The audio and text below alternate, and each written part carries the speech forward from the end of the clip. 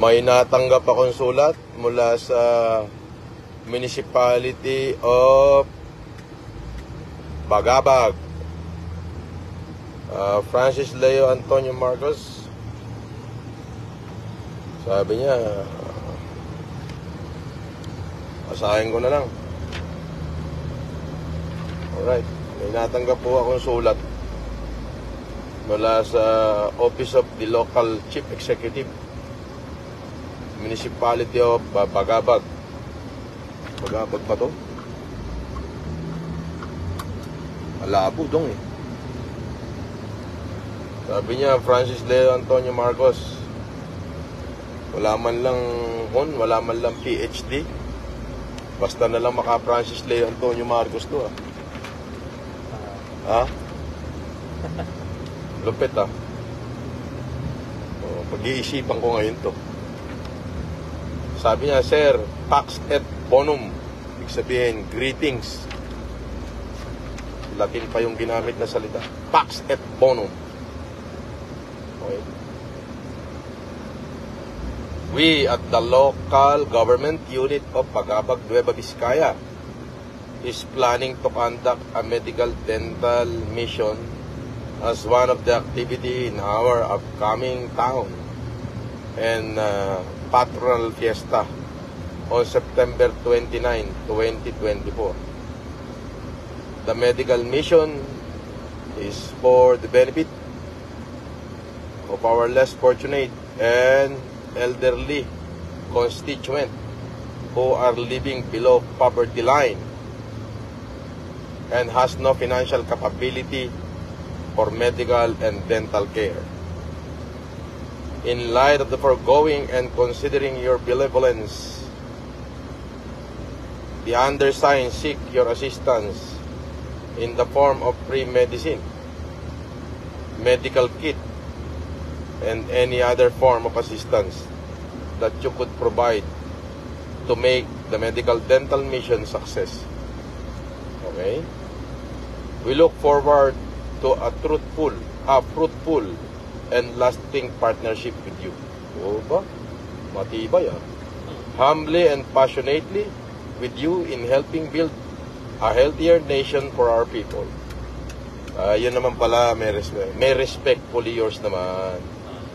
Benigno P. Calawad, Municipal Mayor.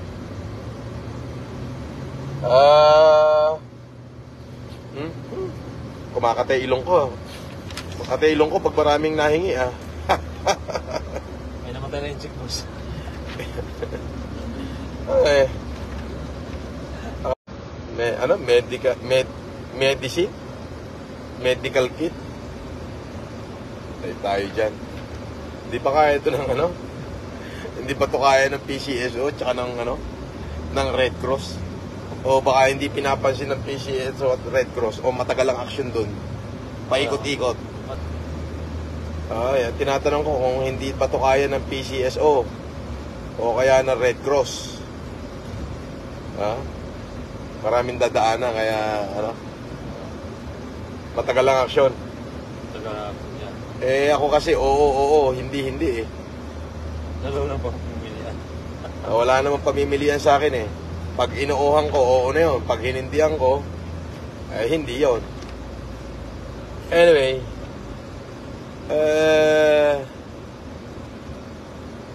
to Mayor Benigno P. Calawad, nakarating tong sulat na to sa akin?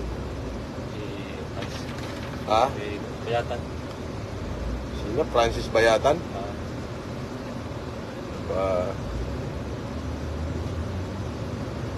Well, the letter is formal and it's still in September 29 and I think we might grant this informality.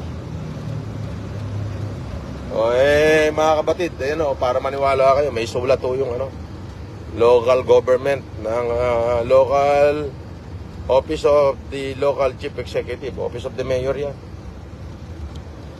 Bagabag. Nueva Vizcaya? Nueva Vizcaya. The letter is, well, considering, but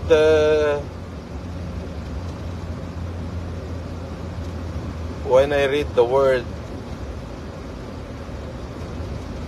people living below poverty line, my heart is paper. Nare-disconnect ako. Yes. And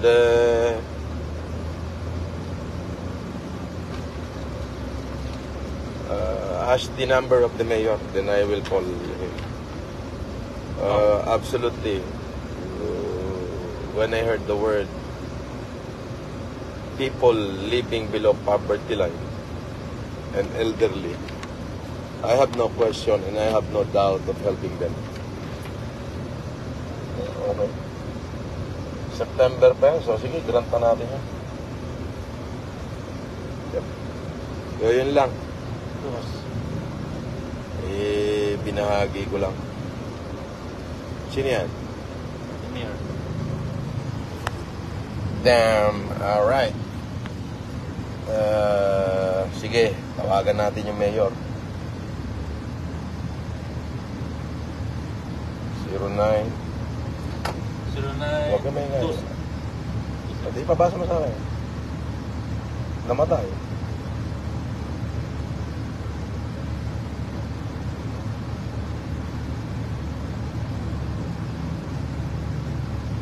Sige, tawagan natin yung mayor.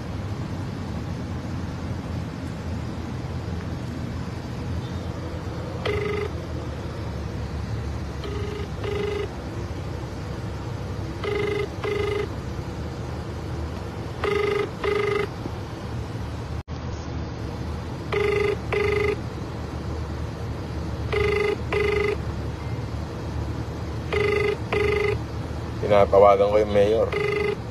Confirm ko lang kung totoo yung sulat. Ay, sumagot ni mayor. Malas niya.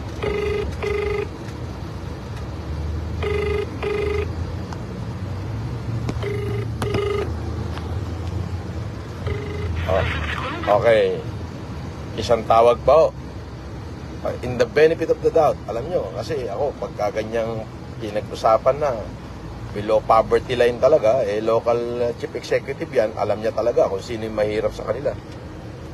Wala na akong kontra dyan. Tutulungan ko talaga yan. Yung mga nagpapa-star ho, mamaya ako na kayo babasahin. For the last time, I'm gonna call him up.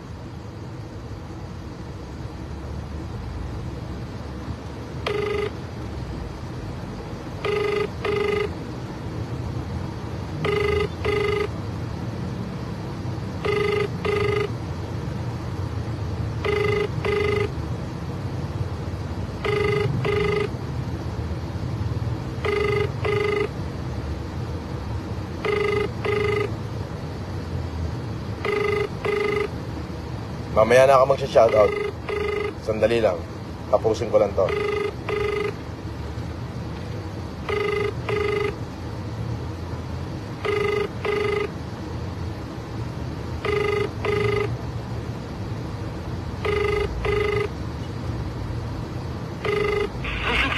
Alright. Sorry, Mayor.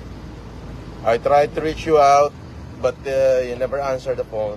So, better luck next time. Anyway, you know, at may dumating na nasulat sa akin from Office of the Mayor ng Bagabag, Nueva Vizcaya. At narinig nyo naman, I tried to call the Mayor para ibalita sa kanya na the wishes of his constituent. Gagrant ko sana ngayon mismo, ora mismo, ay hindi naman siya sumagot. Kaya siguro next time na lang ulit.